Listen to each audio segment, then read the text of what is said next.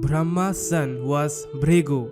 Once Bhrigu wanted to know who among the Trinity was the greatest, his father, Vishnu or Shiva. He decided that he would be the examiner because he did not want others to make the decision on his behalf.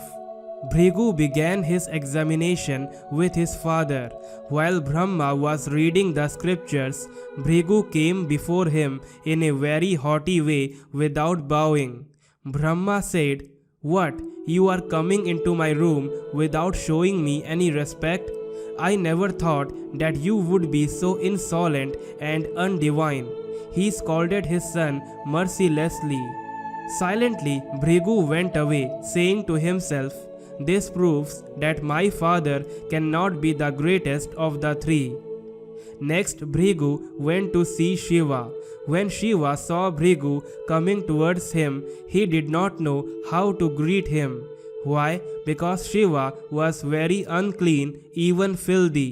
In spite of this, Shiva grabbed Bhrigu and embraced him. "You are so dirty and filthy. Why do you have to make me dirty also?" protested Bhrigu. Shiva became furious. "You have to call me dirty and filthy? This is what I get for embracing you? I came to you with such affection. I love you. You are Brahma's son. Now you have to say all kinds of things against me?" Shiva was furious that he wanted to kill Bhrigu. Bhrigu hastily left Shiva's presence. On the way, he concluded, "Like my father, Shiva is also not good. Both of them have not conquered their anger. Since they have not conquered their anger, what kind of spiritual greatness do they have?" Vishnu was the last member of the Trinity to be examined by Bhrigu. When Bhrigu arrived at Vishnu's abode, Vishnu was fast asleep.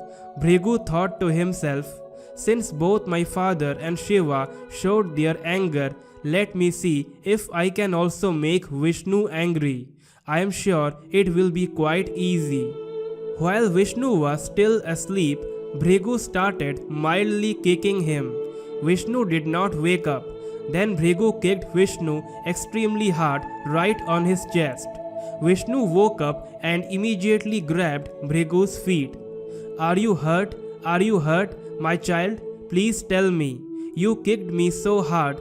I am deeply concerned that you have hurt yourself. Please tell me what I can do for you."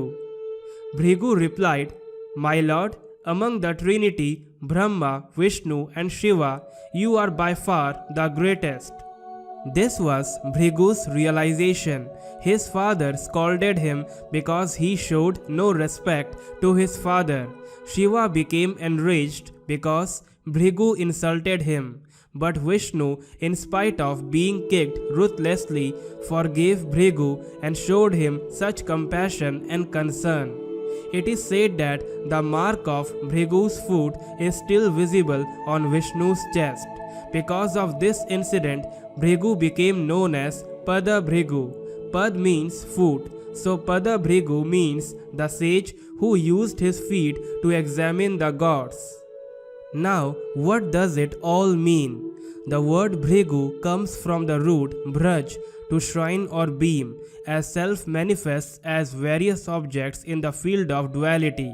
Bhrigu is a personification of the quality of self to shrine a bright light on objects so they can be seen and understood.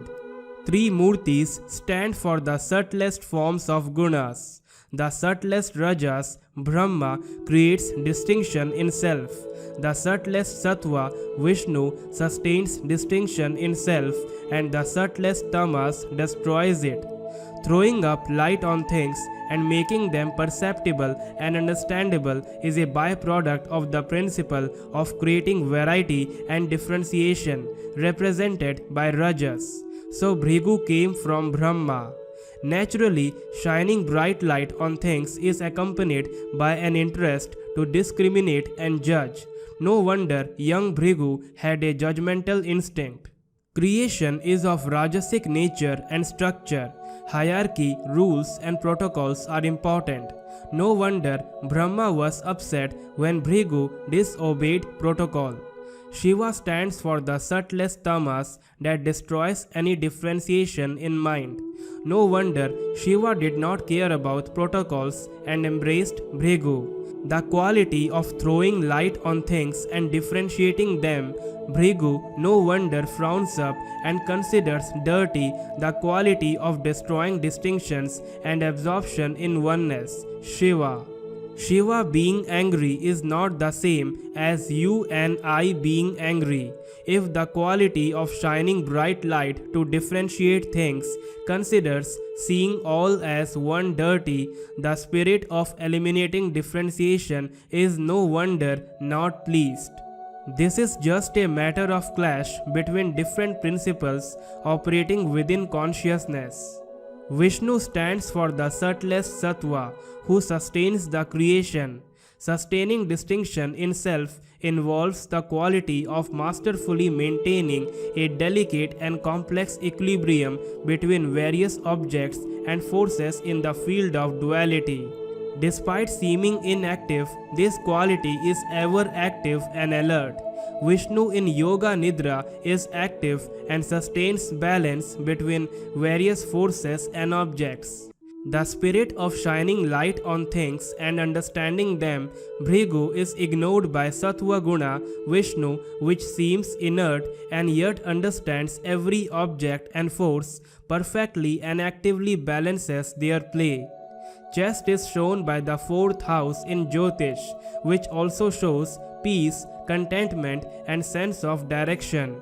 Vishnu's chest is what gives a sense of direction and contentment to Sattva Guna. That is, the spirit that masterfully maintains a balance between various beings and forces in this creation. That is extremely strong and nothing or nobody can hurt it. I hope you learn. Thank you very much. Om Namo Narayana.